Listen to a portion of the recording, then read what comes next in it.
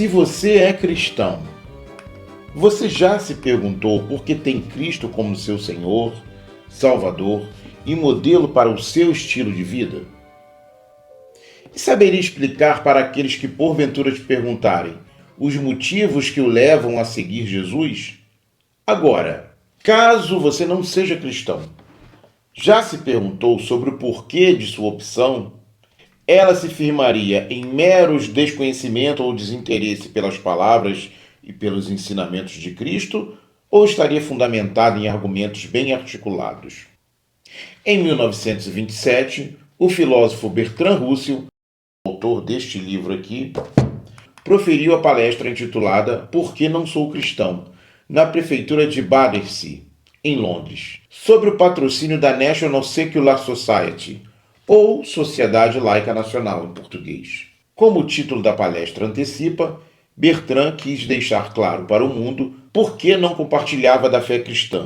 Posteriormente, esta palestra viria a ser publicada como um ensaio, e nesse ensaio, Russell divide sua argumentação em 14 pontos, além da introdução.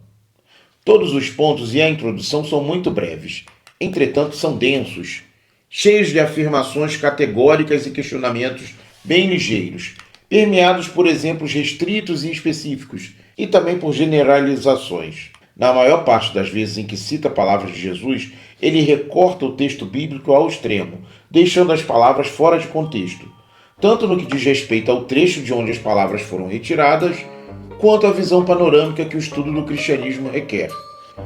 Mas quem, afinal, é Bertrand Russell? E por que eu decidi fazer este vídeo sobre o seu ensaio?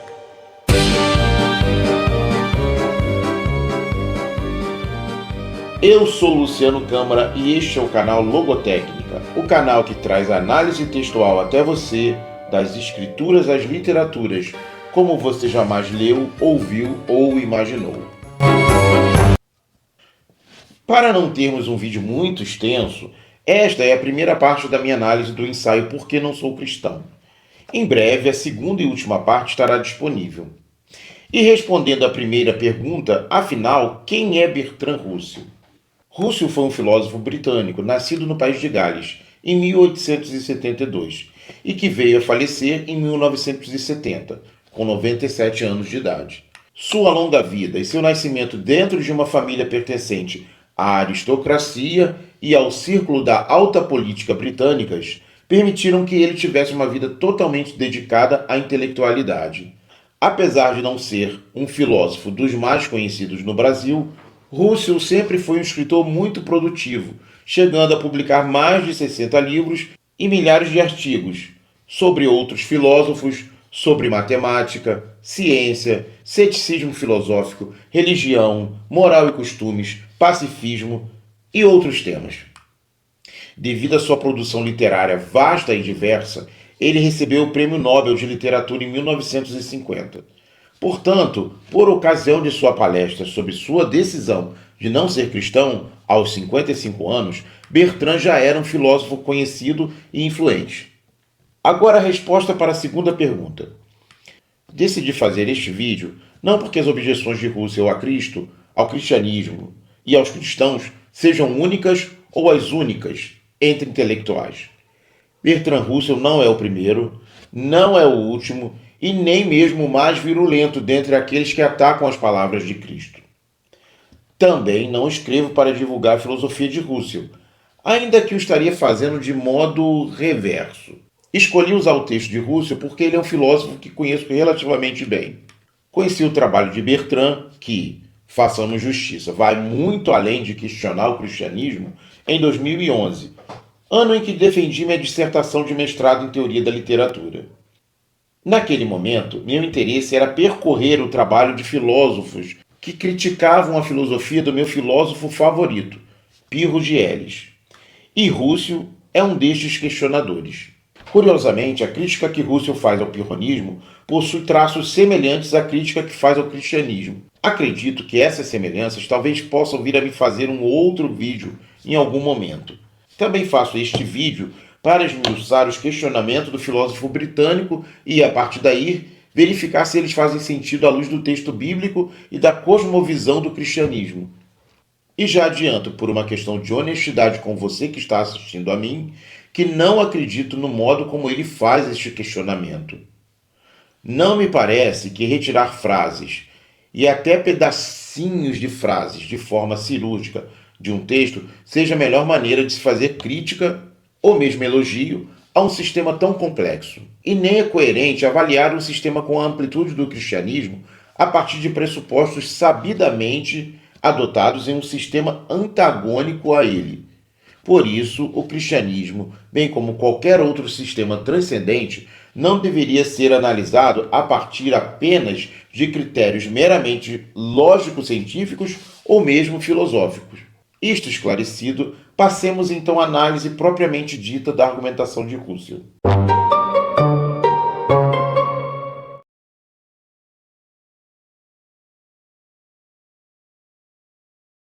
Para não tornar esta análise muito extensa, decidi focar em 2 pontos do ensaio do filósofo britânico. No primeiro, ele ataca os cristãos, usando para isso versículos em que Jesus complementa os ensinamentos que já constavam na lei de Moisés. E por que eu digo que ele ataca os cristãos? Porque, apesar de ele reconhecer qualidade nos apontamentos de Jesus, ele faz a seguinte ressalva: penso que existem diversos bons pontos em que concordo mais com Cristo do que o fazem os cristãos assumidos. Não sei se poderia concordar com Jesus até o fim, mas poderia ir bem mais longe do que a maior parte dos cristãos assumidos o faz. Russell apresenta 4 exemplos do que considera bons pontos propostos por Cristo. Metade desses exemplos pertence ao conjunto de versículos intitulado Da Vingança, na versão de João Ferreira de Almeida. São os versículos de 38 a 42 do capítulo 5 de Mateus. Primeiramente, o filósofo galês cita o versículo 39. Não resistas ao mal, mas, se alguém te ferir na tua face direita, apresenta-lhe também a outra.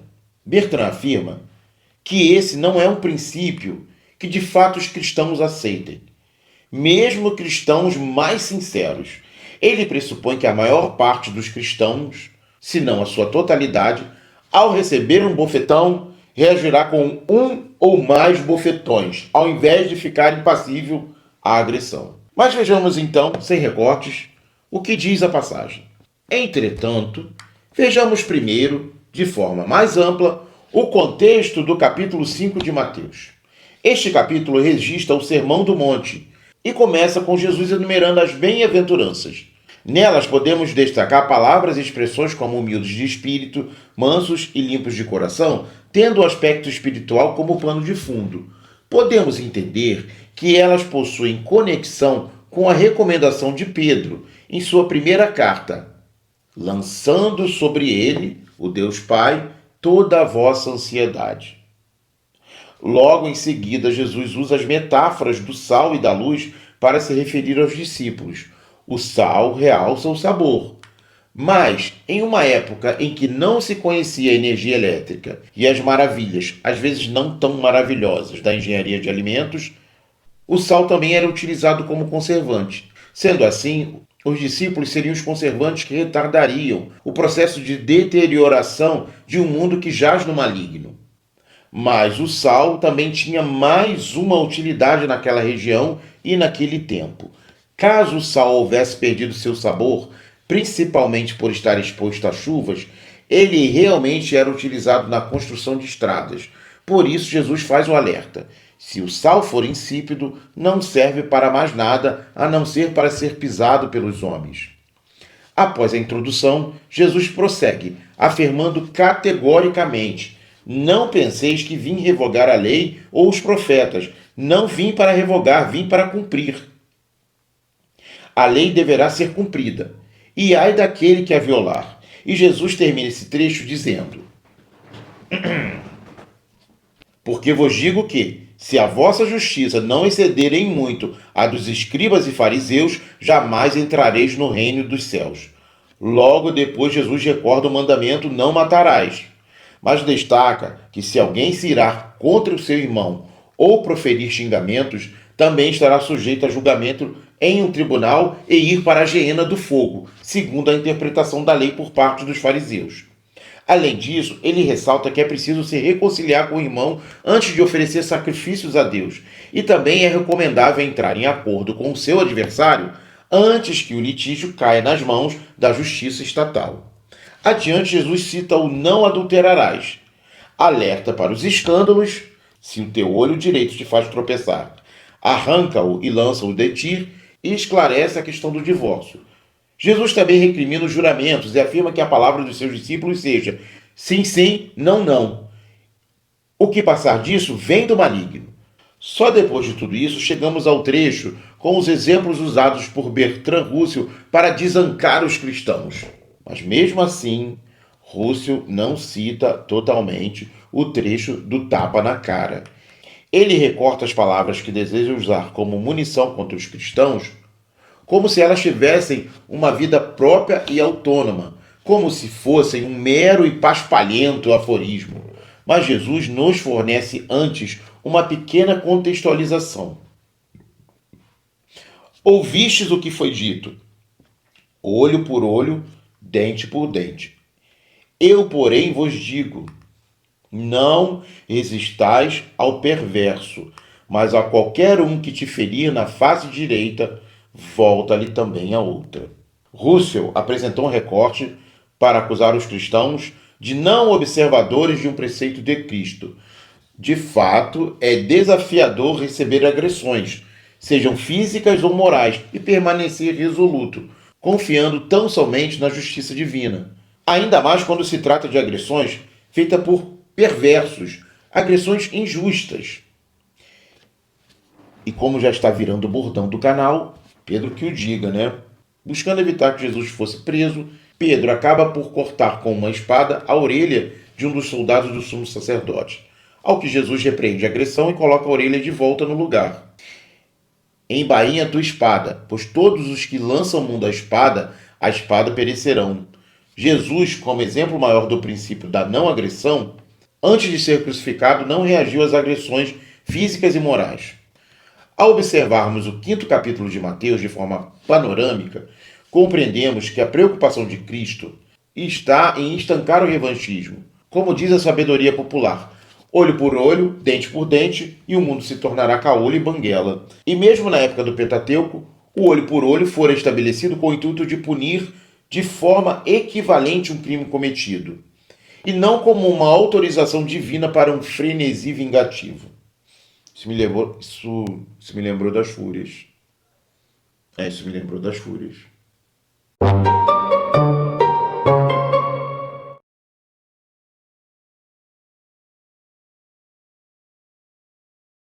Passemos agora ao segundo trecho recortado por Russell, o versículo 42. Ainda na linha da repreensão aos cristãos por não terem atitude para cumprir as recomendações do próprio mestre. Agora o negócio vai ficando cada vez melhor.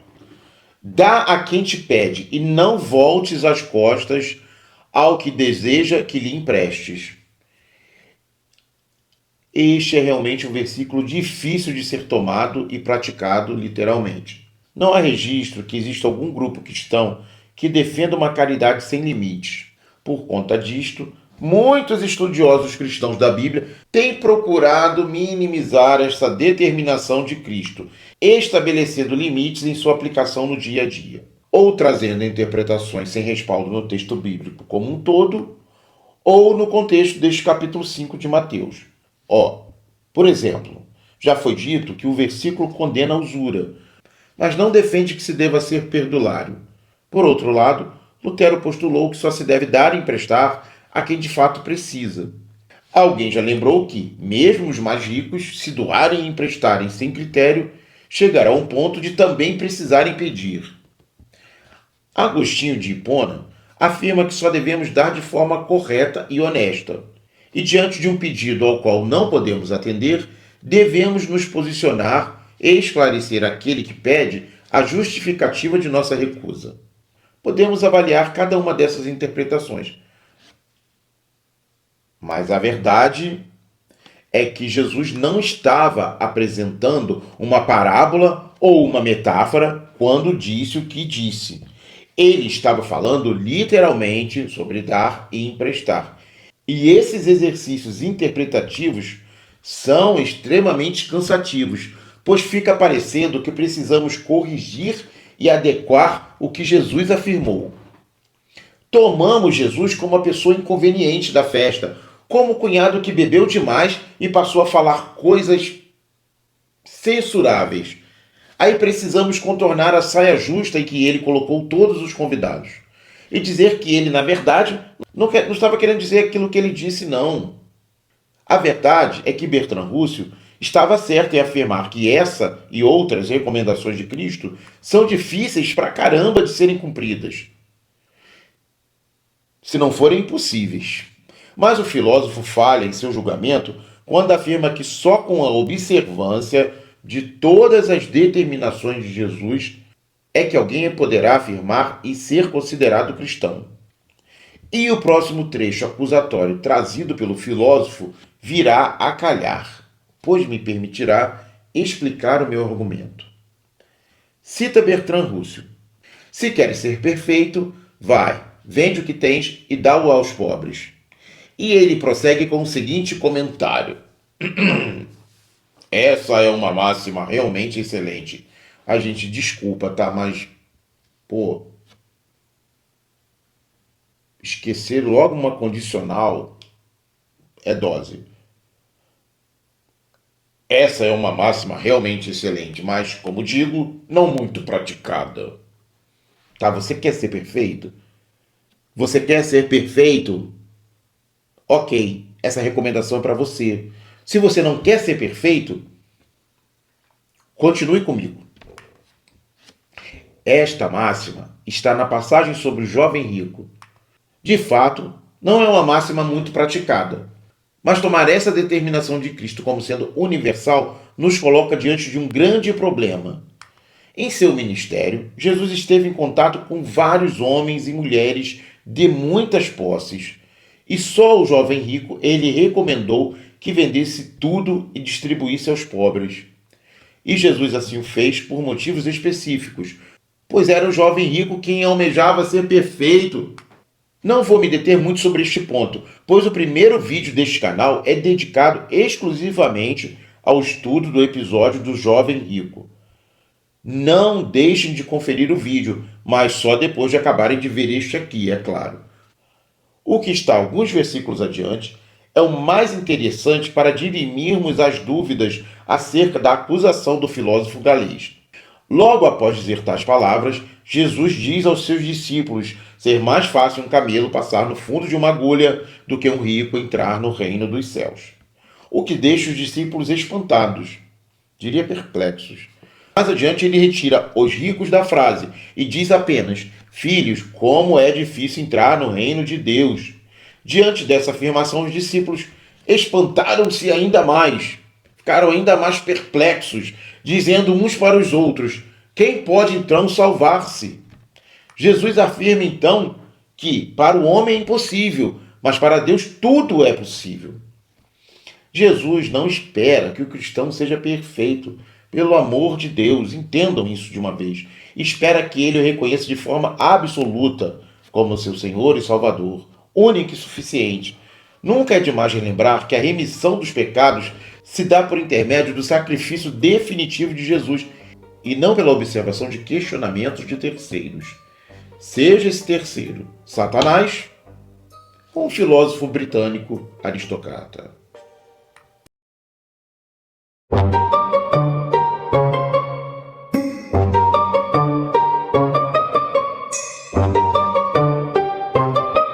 Finalizando suas acusações contra os cristãos, Russell cita a passagem do "não julgueis para que não sejais julgados".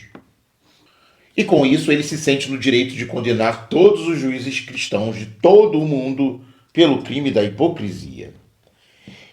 Este exemplo revela que mesmo um homem maduro e letrado pode utilizar de argumentos falaciosos para defender o seu ponto de vista. Vamos mais uma vez contextualizar o trecho pequenino apresentado por Russell, para depois comentá-lo com a devida robustez. Eis o trecho completo. Mateus capítulo 7, versículo 1 e seguintes. Não julgueis para que não sejais julgados, pois com o critério que julgardes, sereis julgados. E com a medida que tiverdes medido, vos medirão também. Não me parece que nesse trecho Jesus esteja condenando tribunais e juízes na aplicação da lei estabelecida. Mas a continuação dos versículos deixa claro de que se trata de sermos cautelosos ao exigir dos demais aquilo que nós mesmos não poderíamos suportar. Por que vês tu o argueiro no olho do teu irmão, porém não reparas na trave que está no seu próprio? Ou como dirás a teu irmão, deixe-me tirar o argueiro do teu olho, quando tens a trave no teu? Hipócrita, tira primeiro a trave do teu olho, e então verás claramente para tirar o argueiro do olho do teu irmão. É claro que um juiz que se excede em suas atribuições poderá ser repreendido por seus pares e superiores. A esse tipo de abuso é dirigido o alerta de Jesus. O critério empregado por você será empregado contra você. Um pouco mais adiante, Jesus reforça a desnecessidade de julgamentos no que diz respeito ao comportamento de terceiros. Não é necessário emitir opiniões, fazer intrigas ou fofocas. Nos basta apenas observar. Assim ele diz: pelos seus frutos os conhecereis. Colhem-se, porventura, uva dos espinheiros ou figos dos abrolhos? Assim, toda árvore boa produz bons frutos, porém a árvore má produz frutos maus. Não pode a árvore boa produzir frutos maus, nem a árvore má produzir frutos bons. Toda árvore que não produz bom fruto é cortada e lançada ao fogo. Assim, pois, pelos seus frutos os conhecereis. Não nos deixemos enganar. Os bons e os maus frutos são um indício da qualidade da árvore. Bons frutos não necessariamente significam fazer milagres, entregar profecias ou querer se mostrar como íntimo de Deus, mas fazer a vontade do Pai. Nem todo que diz Senhor, Senhor entrará no reino dos céus, mas aquele que faz a vontade do meu Pai, que está nos céus. Muitos naquele dia hão de dizer-me: Senhor, Senhor, porventura não temos nós profetizado em teu nome, e em teu nome não expelimos demônios, e em teu nome não fizemos muitos milagres, e em teu nome, em teu nome, em teu nome, em teu nome, em teu nome? Então lhes direi explicitamente: não vos conheci.